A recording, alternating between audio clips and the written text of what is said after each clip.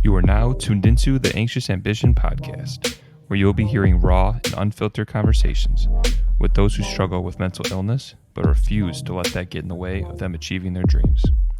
Our hope is that by hearing their stories, you are inspired to do more. Here are their stories.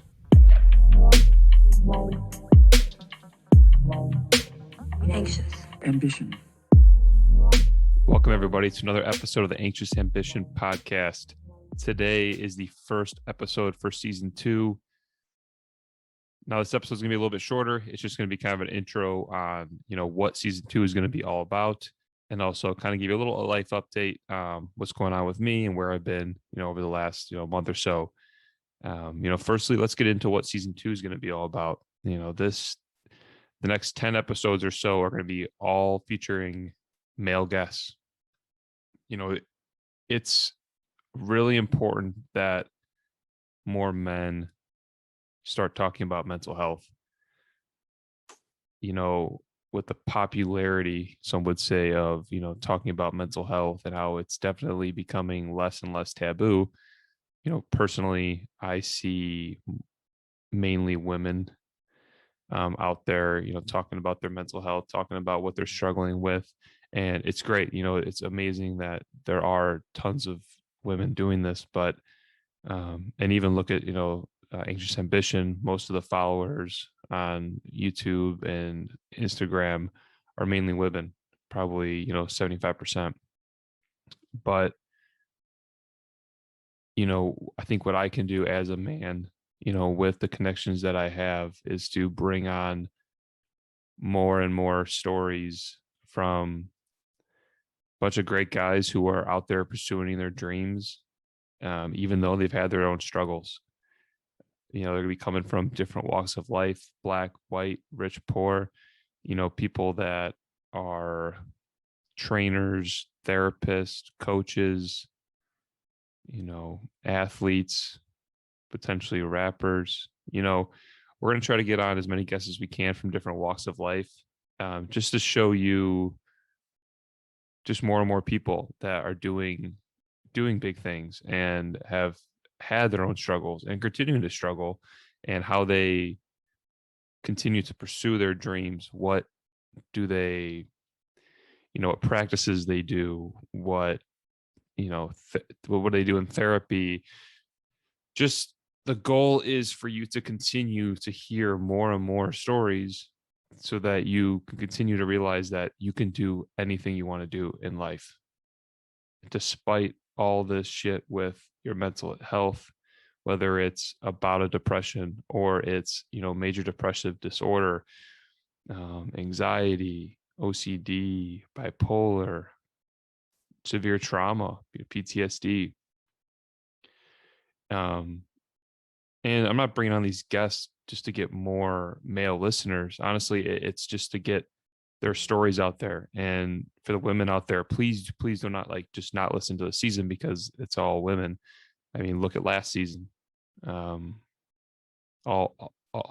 females. And I know all of you learned a lot from it.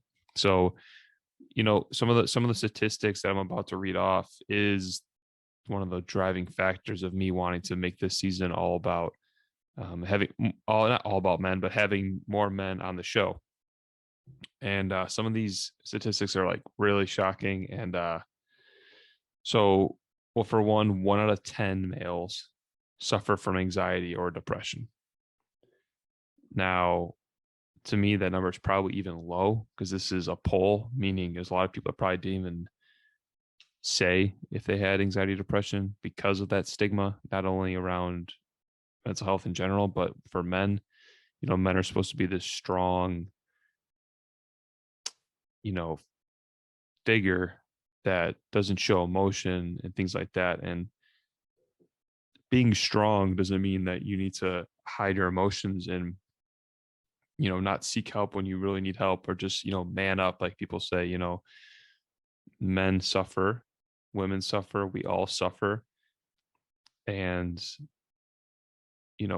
it's all okay to get help, to seek the need that you may be in need of.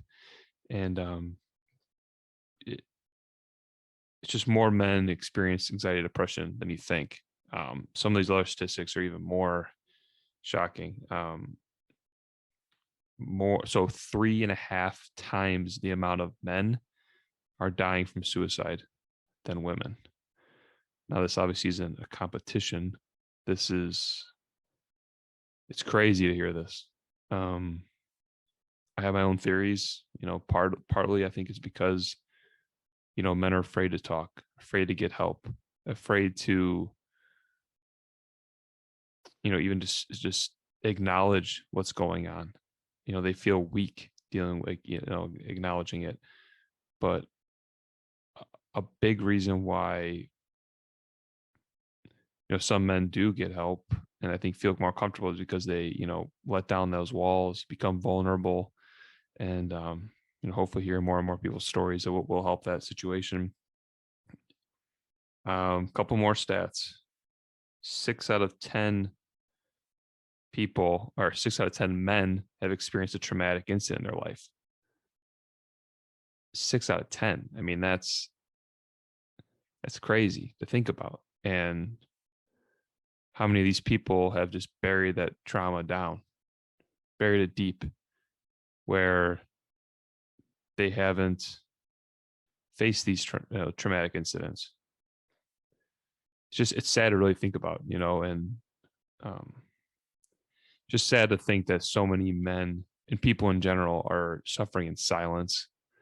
And unfortunately, I think this is why it's leading to these high suicide rates.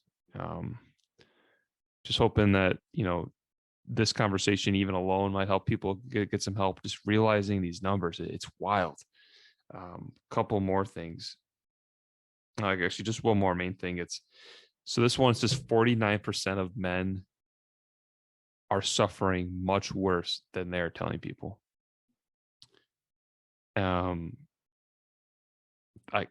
This hits home personally. We're told men are supposed to be strong. We're supposed to be the husband, the rock, the shoulder to cry on. Sometimes we have our own struggles, and we don't want to admit that because it makes us seem weak or seem like, oh, you're being a bitch. You're being a little baby. Suck it up. You're a man. Your life's just fine. You've got a family. You've got, a job. You've got a house a house to live in. You've got all these things. And people say these things to demean your mental illness or your mental health struggles. And I just want you to know that you can have a quote unquote perfect life from the outside looking in, but your brain, your mental illness doesn't give a shit. It doesn't matter. You could still have these things and you could still struggle on a daily basis, despite how quote unquote successful you may appear to be. No one person can be no one person is not going to get depression or anything because they're uber rich or they do all these good deeds. And the point I'm trying to make is none of us are able to avoid all this. If it's going to happen, it's going to happen, and it's okay. It's okay not to be okay. It's okay to have our own struggles. It's okay to get help. For me, I want to get into a little life update about myself before we kind of close this out. Again, this isn't supposed to be anything crazy. This is just a simple introduction to what season 2 is going to be about. I wanted to tell you guys all about that. All of our guests are going to be men. We're going to spread awareness for mental health, not only for men, but obviously everyone in general. I think it starts with more people talking who are outside of the norm, the minority in this. So just a little life update about me. And I'm telling you this too. I just want to start off. I'm not looking for any sympathy. I'm not looking for petty. I'm not saying this to, again, not for the sympathy of it. I'm telling you guys all this because I've been here before. I know other people have been in my shoes before. I know someone out there can relate to this. And now what I'm going to say, it might not necessarily make things easier knowing that someone else is struggling. But what it does do is it allows you to realize that you are not alone. There are other people struggling with. Validated. Mhm. I wasn't getting, the validation from my parents or my siblings that I needed.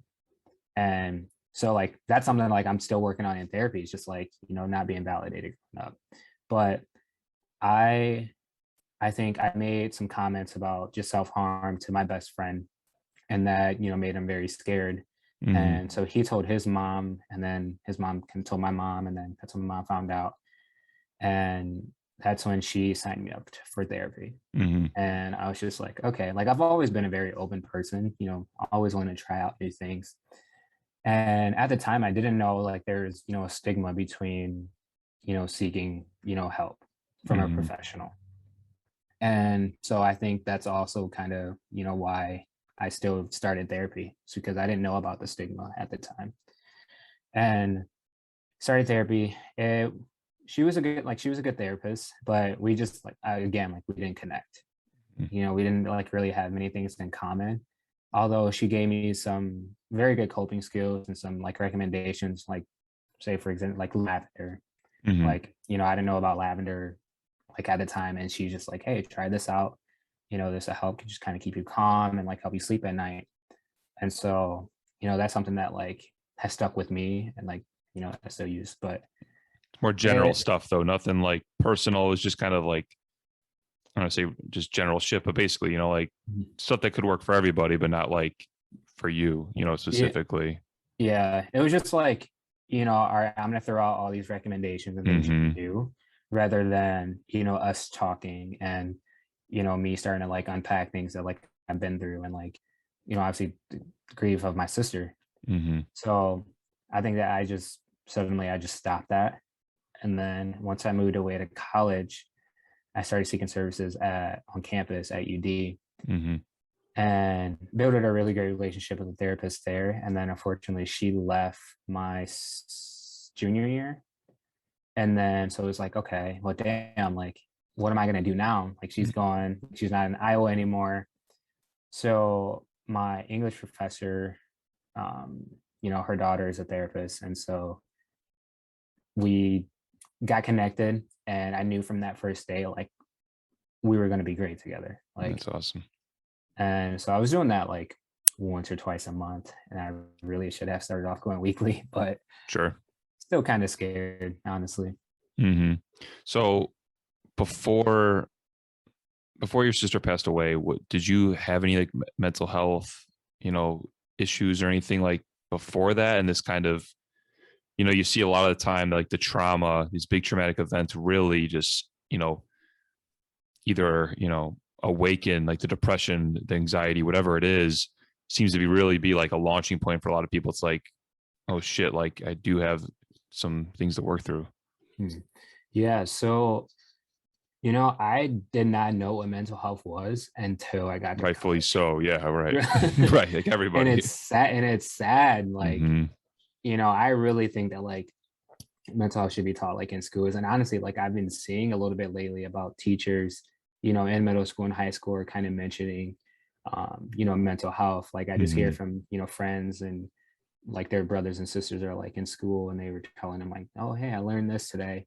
And they would tell me, and I was just like, that's awesome. Like I'm, really glad to hear that.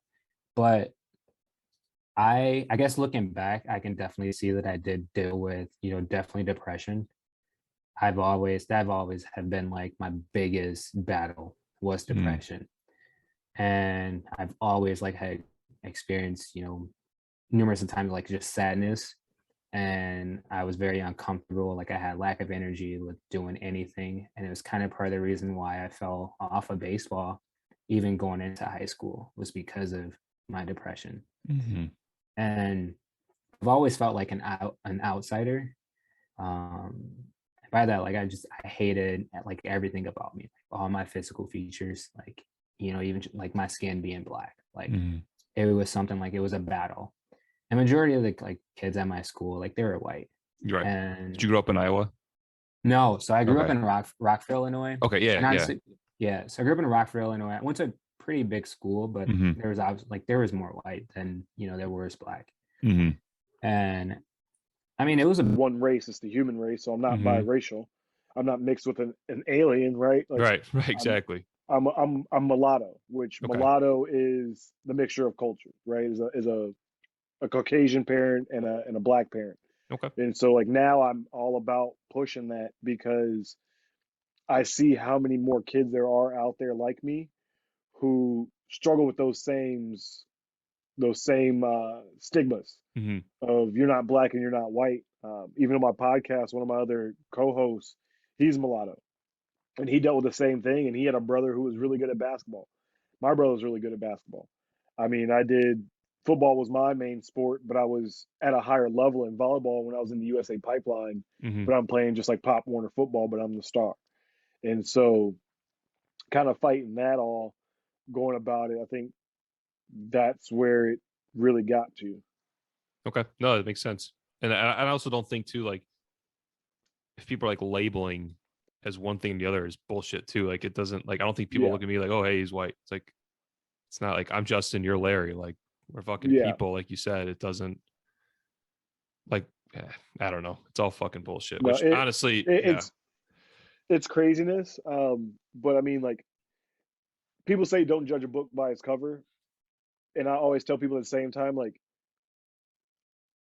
I call bullshit because you have to judge a book off of its cover because you have to know what you're getting into before you get Yeah, it's into it. fair.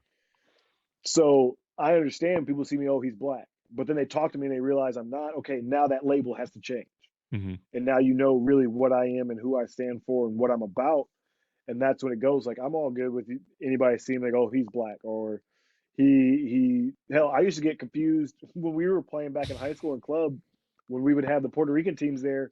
They would think I was Puerto Rican.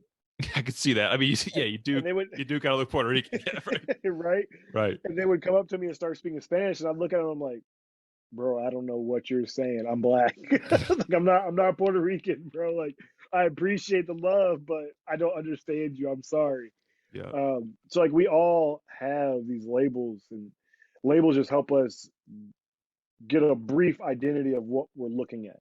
And it's not the end all be all. I think it's those who take those labels and they keep you in that label and don't want to move you. I think that's where we really fall into the problems. It's fair. It's really fair. Let's talk about Motivate a little bit. You want to tell everyone what that is and what it's all about, why you started it? Yeah. So Motivate is a podcast I started just a month after George Floyd was killed. I had a buddy reach out to me who's a white coach. He was the head coach that I was working with at the time. And he was like, hey, like, I think this would be a great time for you to like talk about what it's like to be black and in the sports. Like, I think you're the ideal person to do it because I don't know of anyone else who could bring together this many people and have a conversation and be able to do it. And I was like, yeah, cool, like whatever at first. And then I like reached out to my buddy Theo, who But she didn't. She had to take care of me. She had to take care of me for a while. I was an investment, a long, long investment. Mm-hmm. So like, yeah, I mean, Why'd you stop drinking?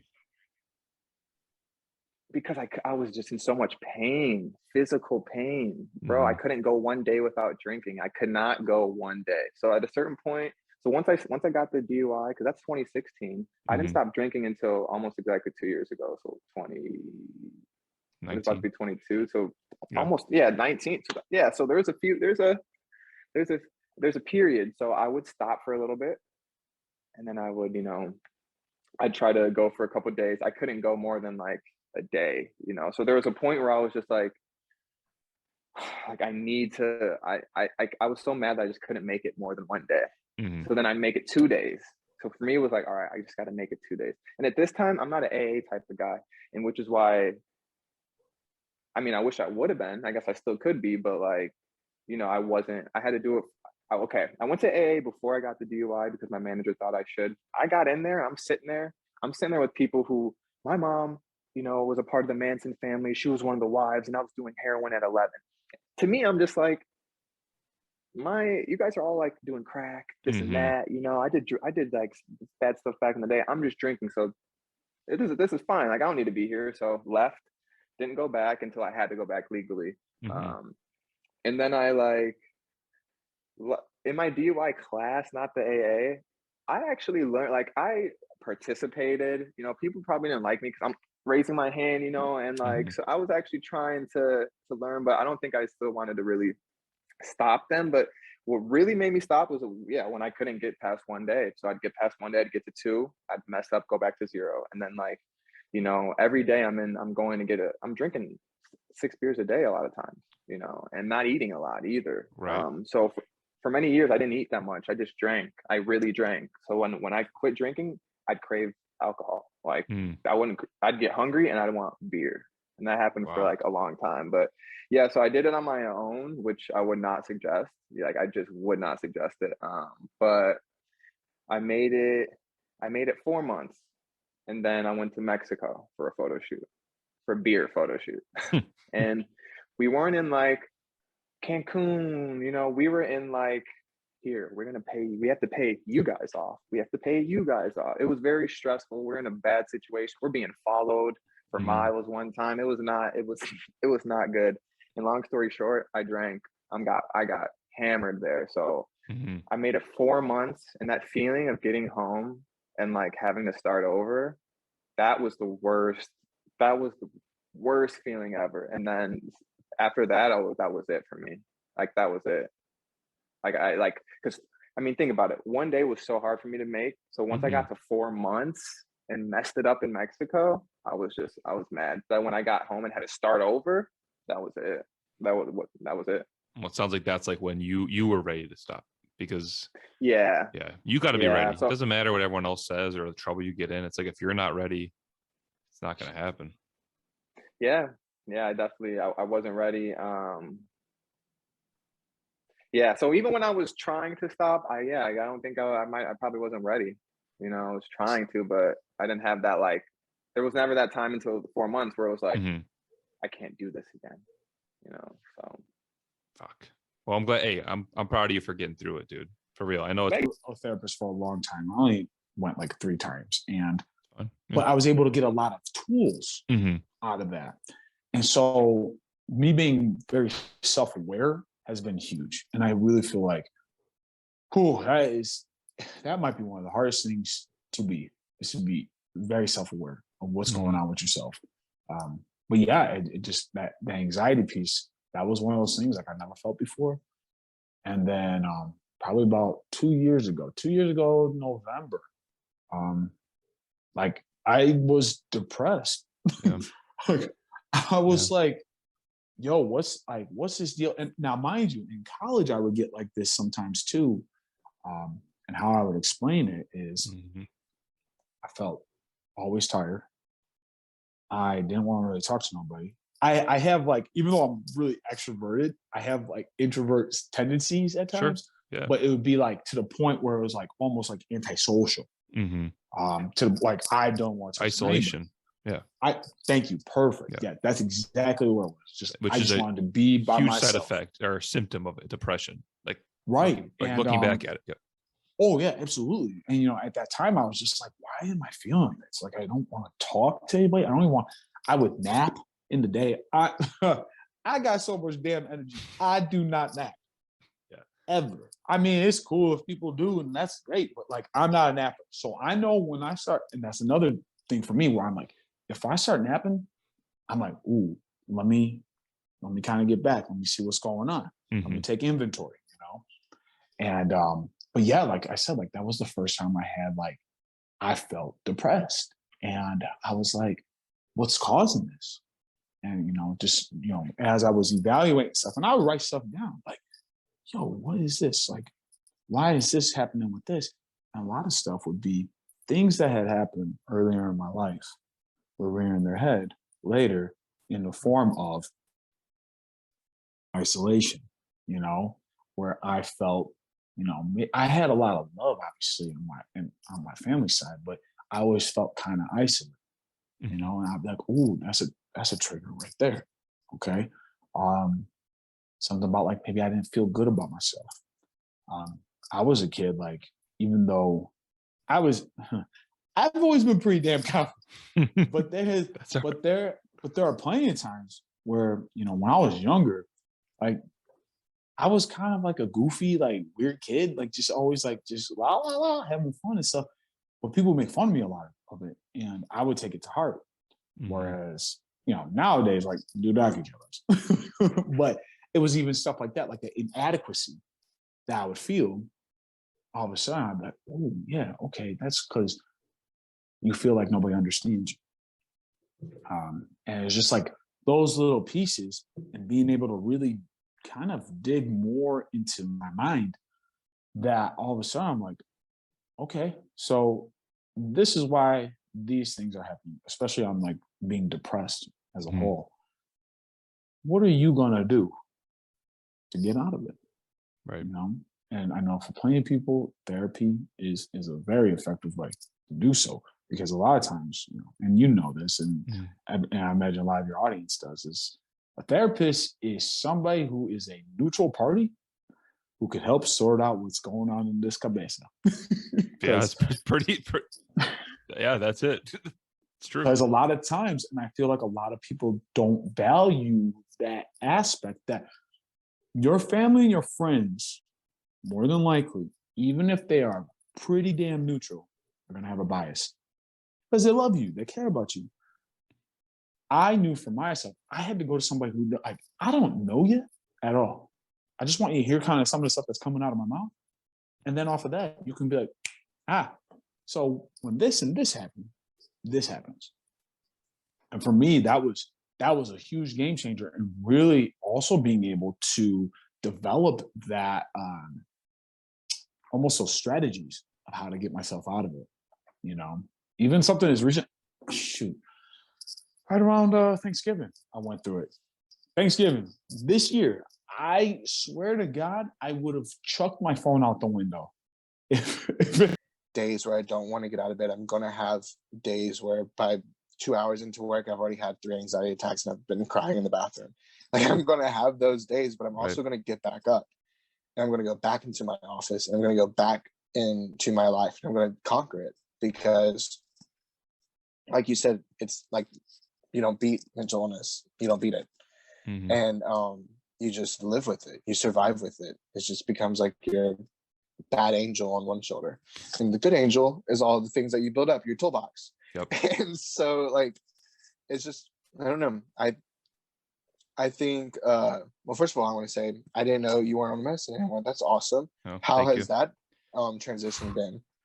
Honestly, it's been very up and down. Yes. Just honestly, to speak on that, if you are someone that's been, I took medicine when I was like 18, didn't really know what I was doing, wasn't taking it right, so that doesn't really count for me. But like the last like 6 years, it's kind of been like on and off, things like that. But for me, the withdrawals can be horrendous. It's, you might get off it because of some side effects you're having, but you need to realize that, honestly, realistically, the next 4 to 6 weeks to 8 weeks, you're going to feel fucking worse than you did when you were on it, but like for me, I do like, for me, the reason why I got off, honestly, completely honest, is the side effects were outweighing the good for me at that time. The emotional numbness that it gave me was not for it. It became too much. And it's not all like that. It's not like, there's some people that they start taking a medication and they feel great and they're good. It's just different. So I'm not saying this to scare people away, because meds probably saved my life at times. Because sometimes meds, when you take them, you're able to it gets you at a baseline where you can actually function. Yes. And then start learning. Like, honestly, like that's how I built up my toolbox, was okay, now I feel like now I can function, because I wasn't able to do anything. And it's not like, again, it's not like I'm anti it. I just don't feel like I needed it today. And I want to try, and honestly, we are trying to start a family, and part of it was that. And I was like, if we're going to try that, I want to try getting off of it. And it's a journey. It's like, okay, now you got to go back into like, okay, gotta get the supplements right. We gotta exercise. We gotta journal. We gotta do all these things because you can't just rely on that medication anymore. Yeah. But I still have an issue with serotonin because of, Your brain chemistry. exactly. It's just my brain chemistry. So it's like finding ways to increase it where my baseline is better. Yeah. That's kind of it for me. It's like I've accepted it. My wife's accepted it. Everyone accepts it that like this is who I am. But if I can get to a point where I'm able to function, which I'm functioning, we're good. But like, I'll tell you, 2 days ago, I woke up and I was just bawling my eyes out. Like it still hits you, and like, Yeah. but I will say I was able to cry. So it's like, and I wasn't able to do that before. So it's like, honestly, I know I'm kind of going back and forth, but that's how it is. Like you weigh your options and things like that. No. So. Well, shout out to you for being, aware with what you need. Thank you. I kind of have the same experience with medicine. Like A couple more questions before we kind of wrap it up. One thing I wanted to ask you is, how do you, and I always think about this with therapists, how do you deal with hearing, your sessions, you're hearing other people's problems, their issues. How do you not have that affect your mental health? Or do you? Actually, harder than... Yeah, no, Yeah. It does. We the term in the field is vicarious trauma. Okay. It very much affects, because those are the thoughts that are swirling around in our head sometimes. Mm-hmm. And it's like replaying any kind of, depending on how we how we evaluate that in our own brain, in terms of intensity for us, is sort of how troubling that becomes. And then that does affect, I would bring that into the next interaction with maybe my roommate or a romantic partner. And it's like, oh shit, Yeah. Tough client today, didn't mean to bring that in. It's very similar to how the stress of the job might carry into the home life of like a 9 to 5, something like that. But so with that vicarious trauma, like Adler and other institutions and anyone training future clinicians would give you what we would call a self-care plan. Self-care plan's interesting. It's like, okay, it's not just self-care, right? It's not just, and I say that because like, it's such a buzzword. Yes. It's such a freaking buzzword. But the way I look at it is through this article. I forgot the authors, but it's the article title is Creative Counselor Self-Care. I share it with my coaches. I share it with the other clinicians that become the interns at the mental performance program. Okay. And anyone that is looking for a more robust way to take care of themselves. And within the article, they describe this model. You've got the physical, mental, emotional, spiritual aspects of your life. Each one of those deserves care, needs the care. You can look at them maybe as like a battery, and they got to be recharged. You can look at them as like a bank. You got to deposit into that bank to make sure they're all topped off, because anytime you got an interaction with somebody, you're depleting some of that. Or anytime you interact or do anything, you're depleting some of that. From there, become your activities: physical activity, exercise, walk, tai chi, so on and so forth.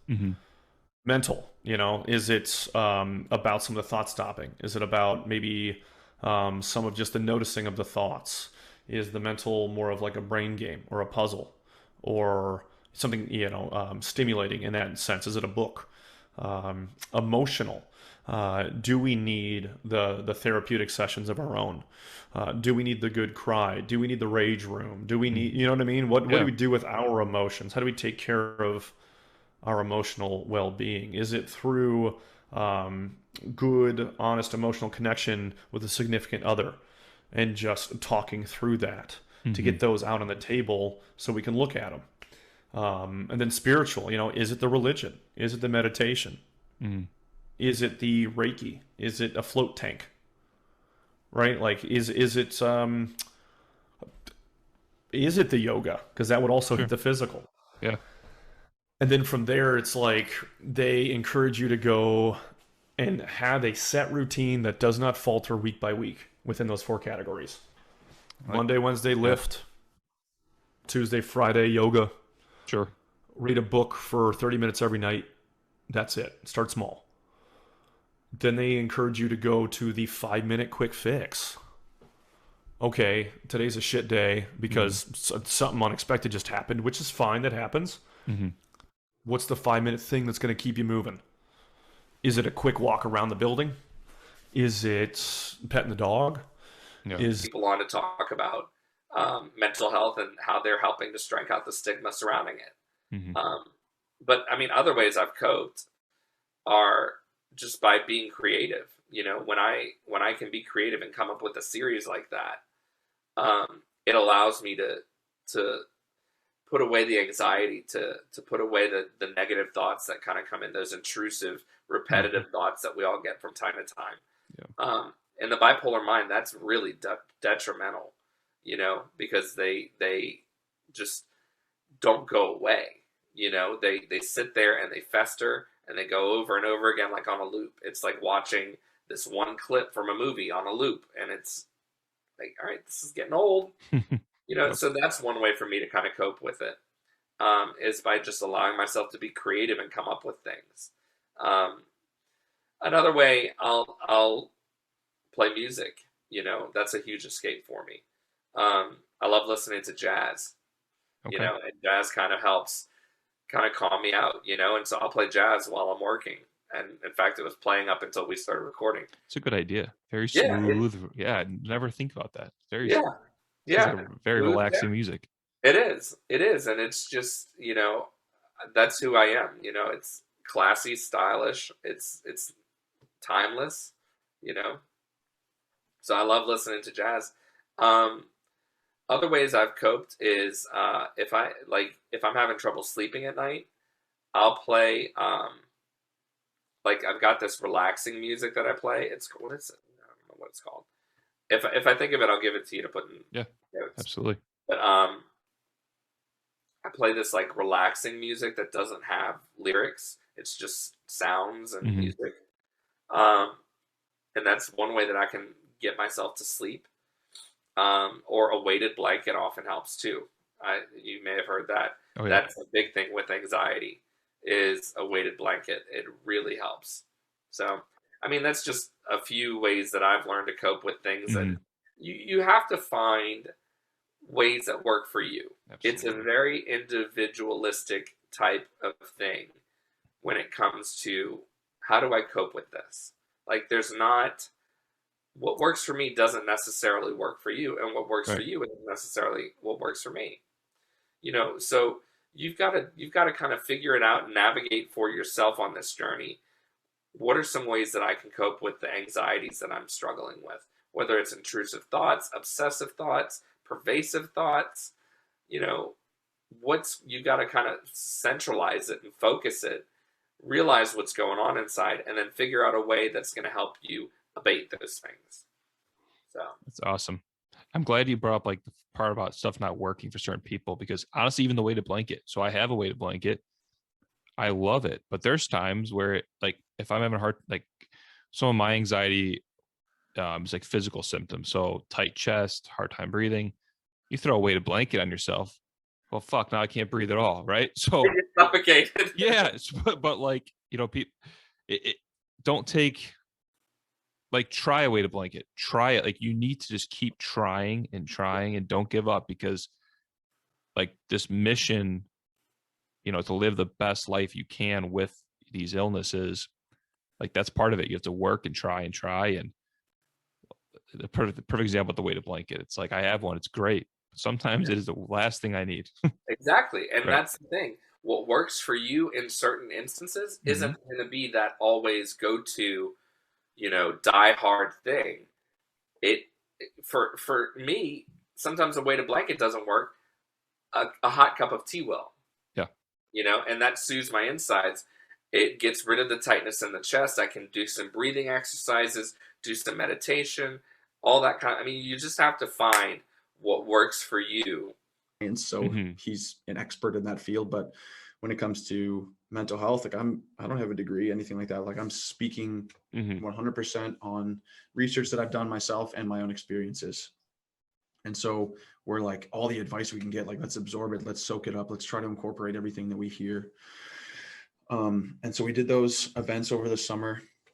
And then, I think we're just, one thing we really want to try to start doing is kind of like jumping online with different teams, maybe like reaching out to coaches and be like, hey, could we give a presentation to your whole team?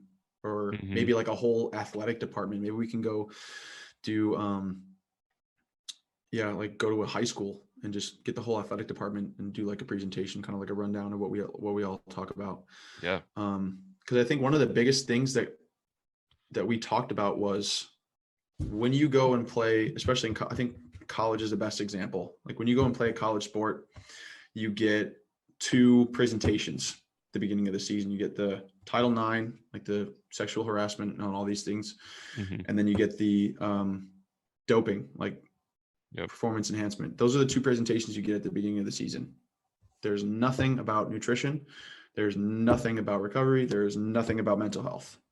When you go, and even when you go and get a physical, when you go and get your required physical, they don't check anything about your mental health or anything like that. We're like, this needs to really change. I mean, there should be a presentation to athletes saying, like, at the very bare minimum, like, here are the resources, right? Or here's the people that you can contact. Here's a hotline. Here's, just something. So anything, really anything. Prehistoric. What? Yeah. They're just trying to get you not to break the rules. Yeah, exactly. Right. Yeah. And going through and reaching out to a bunch of different colleges and seeing how many colleges don't have a professional, either sports psychologist, therapist on campus for athletes to use, or even like a nutritionist. Like I went to a Division I school and I didn't have that. I didn't have a sports psychologist. And so I'm like, I'm thinking, like, if I didn't have it, then I highly doubt like D2, D3, NAIA, club sports, high school, like they're not going to have that stuff. And so, we're kind of just trying to mix that up and kind of just get people talking about kind of changing these different things. And then I think our biggest goal, which I think is probably pretty long-term at the moment, is to kind of create an app that kind of just brings everything together, kind of just a bunch of different avenues on there. One of the main pieces we want is you kind of go on this app and you can get contacted with a therapist, like a professional, right away online. We want to like create ways to make it more affordable for athletes, because I think that's a big one. Yeah. If you're a college athlete, right, like you don't have time for a job, like you're in school and sports, like, and I mean, therapy is hundreds of dollars per session. And I'm like, hey, you're not going just once. Like, yeah, exactly. Like you're not going to be better after just one time. And it's going to be hard to say, like, can I really afford, I don't know, $500 to $1,000 a month on therapy? Like I can't afford that. No. And so we want to make it more affordable. We want to make it more accessible, that you can do it online. We kind of want to create almost like a not really more of like but I guess like a forum kind of, where you can go in this forum and you say a community. You can like a community where you can go in there and say, I'm a basketball player, I'm a college sophomore, I'm experiencing anxiety. And then you can have somebody else, like, or maybe it's a volleyball player that's experiencing anxiety around an injury, and I can jump on there and be like, hey man, like, let's talk, let's chat. And because I think that's one other, I think a lot of athletes would be more receptive to talking to another athlete than maybe a professional, because talking to a therapist can be intimidating for a lot of people. They're like, I don't know if I really want to go that whole route. But if it's kind of more almost like talking like to a teammate, then I think there's a lot of athletes out there that would be a lot more receptive to that. And maybe that's the push they need to say, oh, it's not that bad talking about this stuff. Like maybe I will go see a therapist. Maybe I will go get help. And then of course we want to add in, like nutrition in there too. We want to be able to kind of like make meal plans, I guess, based on different sports, and recovery as well. Like we want to add a bunch of different like mobility seminars, flexibility, different things like that, like how to maximize sleep, like all these different things. And we just want to create this kind of interface where you're an athlete. You can just go on there if you want to chat about the anxiety you're having. If you don't know what to have for dinner that evening, you can jump on there. If you have a huge game coming up and your body's not feeling good, like maybe your shoulder's bugging you, jump on there. So you're having like, you can find one of these resources. Episode of the Anxious Ambition podcast. You can find us on all podcast platforms. Follow us on Instagram at Anxious Ambition. You can actually watch this podcast over on YouTube. Lastly, check out our website, anxiousambition.com, where we have all of our merch, and a portion of every sale is donated to NAMI, and it helps support the individuals and their families who are suffering from mental illness. Thanks again for listening, and until next time, take it easy. Anxious. Ambition.